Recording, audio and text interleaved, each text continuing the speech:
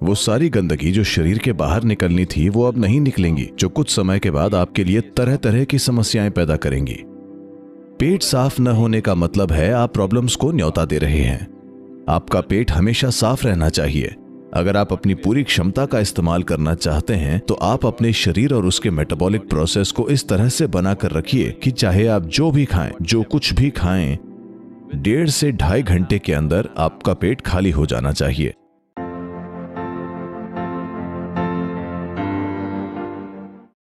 देखिए, अगर आप मानव शरीर को भीतर से जानते, आप खुद ही इस पर गौर करते। बस देखिए कि जब पेट में खाना मौजूद होता है तब शरीर कैसा महसूस करता है और जब पेट खाली होता है तब शरीर कैसा महसूस करता है।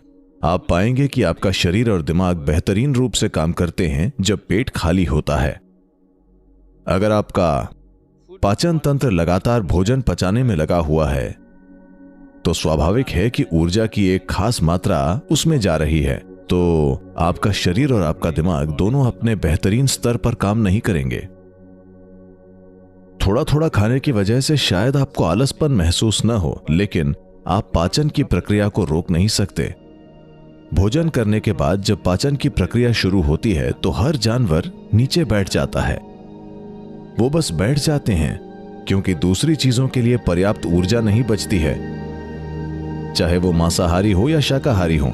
हर जानवर खाने के बाद नीचे बैठ जाता है और ये इंसानों के लिए भी एक प्राकृतिक जरूरत है। खाने के बाद वो बैठ जाना चाहते हैं क्योंकि दूसरी चीजों के लिए पर्याप्त ऊर्जा नहीं है। अब आपको लगता है कि दिन में थोड़ा थोड़ा खाकर आप पूरा दिन एक्टिव रह सकते हैं। आप रह सकते हैं, लेकिन अपनी पूरी क्षमता के साथ नहीं। अगर आप अपनी पूरी क्षमता का इस्तेमाल करना चाहते हैं तो आप अपने शरीर और उसके मेटाबॉलिक प्रोसेस को इस तरह से बनाकर रखिए कि चाहे आप जो भी खाएं, जो कुछ भी खाएं, 1.5 से 2.5 घंटे के अंदर आपका पेट खाली हो जाना चाहिए।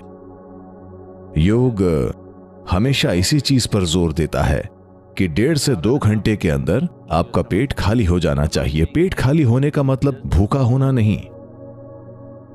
जब ऊर्जा का स्तर नीचे चला जाता है केवल तभी आपको भूख लगती है, नहीं तो आपका पेट खाली ही होना चाहिए। जब पेट खाली होता है, पेट यानी पेट की थैली, भोजन आंत के दूसरे भागों में चला जाना चाहिए।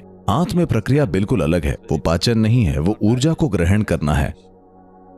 उसमें ज्यादा ऊर्जा नहीं लगती, पाचन प्रक्रिया में लगती है। जब खाना पेट की थैली में मौजूद हो तो बेहतर है कि आप अपनी गतिविधि को कम कर लें। अब अगर सारा दिन आपके पेट में खाना मौजूद रहेगा तो आप अपने जीवन की पूरी क्षमता कम कर लेंगे। एक पहलू और है, जब पेट में खाना मौजूद होता है और पाचन प्रक्रिया चल रही होती है तो सफाई तंत्र काम करना लगभग बंद कर देती है।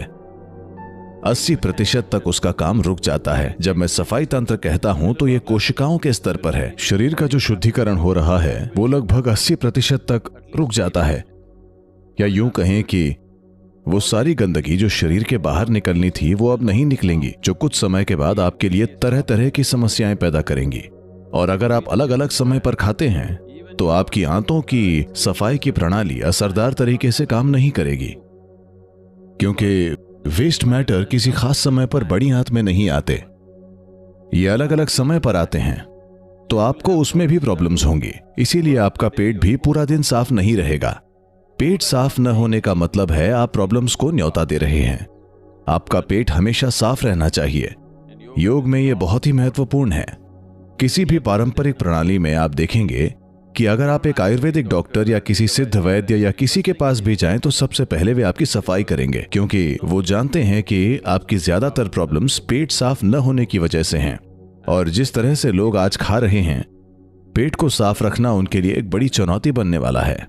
मान लीजिए कि आप हमेशा की तरह एक भरपेट भोजन करते हैं, एक भरपूर भोजन, और बीच में या तो हम कुछ न खाएं या अगर हम बहुत एक्टिव हैं तो कुछ फल वगैरह खा सकते हैं, तो आप देखेंगे कि आपका पेट हमेशा साफ रहेगा।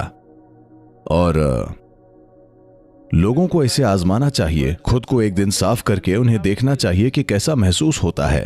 अचानक आप अपने भीतर कुछ हल्का और सुंदर महसूस करेंगे। हर दिन आपको इसी तरह महसूस होना चाहिए।